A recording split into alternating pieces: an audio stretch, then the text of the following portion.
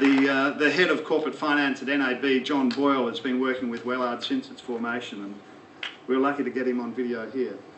Firstly, I'd like to wish Wellards a fantastic 30th birthday. Great achievement to be doing business in Australia for 30 years. A family business that has grown up from next to nothing to where it is today, so fantastic. They deliver on their ambition and they deliver on their commitments, and I think that's been a really strong point over the last 6 or 7 years with our relationship, that everything they've committed to, they've delivered in spades. The three most important ingredients in our relationship with Wellards, sounds like a good pasta to me, Italian pasta, but I think if you go through them, continuous improvements are a very important ingredient. Their ability to deliver on their commitment, which has been very important, and once again their support for the industry and the community at large has been very important. So those three things are quite important in the whole banking relationship. When Wellard's strategy sort of looked at expanding into other areas in their business, I think it's like anything they've done in the past. They've researched it well, management's put a good case up, they've got the right people in the right levels to expand into, into mining or to other areas of their business, and I think that's the key to it. They do research it well, and then they look at what commitments they can give. We love supporting this group. They've been a great addition to our business over the last 6 or 7 years, and like any business, it's a win-win for both parties. Mo, in many regards, the relationship with NAB has been a very beneficial relationship for you. Yes, it has been. They were believing what we were saying, and we delivered what we were promised. So it's been a very important relation, and I have to thank NAB for their support throughout these last 5 or 6 years. Their relationship, not just within the commercial community, but also within the other communities in which they interact, has also shown Wellard's integrity to be able to sponsor many of the local communities in which they're involved in. And I know Steve's tremendously proud of being involved in those. And they go across a range of industries in the vet science game, in the animal welfare game. But Steve, the involvement really is something to be quite proud of, and you've made a decision to embrace that quite fully. Do you want to take us through some of those? Yeah, look, again, it's a matter of putting something back, more than just being a business in the community. It's being actually part of the community, and we like to engage at all levels, and we've taken a few charities to heart.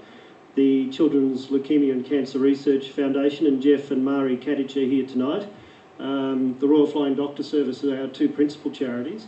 But we engage at a local level within the community, and we like to ensure that people know that we're part of their life, and as much as what they do, in many respects, will impact on us. And for example, the Royal Flying Doctor Service we know that somewhere one day one of our staff members or one of the people that sells us livestock or whatever is going to need their services, and they've been through some pretty rough times trying to raise money. So it's a general engagement with the community, and we also there's a shop there, we have donated a series of funds to the mudslide victims, or the mud volcano victims in Indonesia, and I think we were supporting about 6,000 families at one stage. So it's just part of being part of what we do.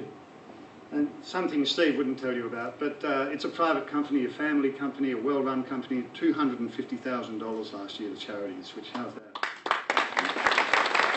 But now it's onwards and upwards, and still an aggressive growth programs in front of them. And part of that is into Brazil, where Wellard International Business Development Manager, Henry Steingeiser, is spearheading the development of Wellard into Brazil, and I'd like to introduce you to Henry. Hello from São Paulo, Brazil. As most of you know, Brazil is becoming an ever more important source for agricultural products. 2 years ago, I met Steve and Mauro while I was with the Department of Agriculture. They detailed their intention to expand the geographical reach of the Wellard Group beyond its Australian borders. Having followed the development of Wellard closely, particularly since 2004 when Mauro took over, I took the opportunity to help them achieve that goal, and today I'm responsible for international business development. Brazil is the first big project I have been working on, and we have already an established company in São Paulo active in meat and food exports. Wellard goals in Brazil are lofty, like everything else they do, and we ambitiously want to raise the bar of the livestock industry from this country by introducing the same ethics and animal welfare standards Wellard's implementing in Australia. Brazil is set to export 500,000 cattle in 2009, and we have an ambitious plan to achieve at least 30% share as soon as we start exporting.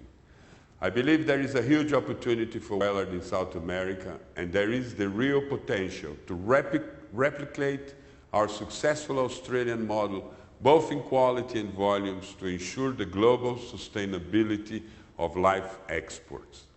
My only disappointment so far has been the fact that Mauro and Steve have yet to come to Brazil, despite the lure of an invitation to go to the Rio Carnival. They were obviously too busy running what is becoming one of the world leaders in livestock exporting and much more.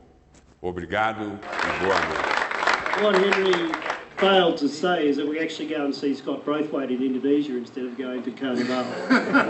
We have to acknowledge the work that Scott and Ben and the boys have done in Southeast Asia in growing what was nothing 5 years ago to 240,000 cattle this last year, and we're going to 300 plus in the 2009 year. So thanks Scott and the boys. Yeah, well done, well done. Having seen Henry in those photos, I think you might be in Brazil pretty soon, Tracy. Not really, no.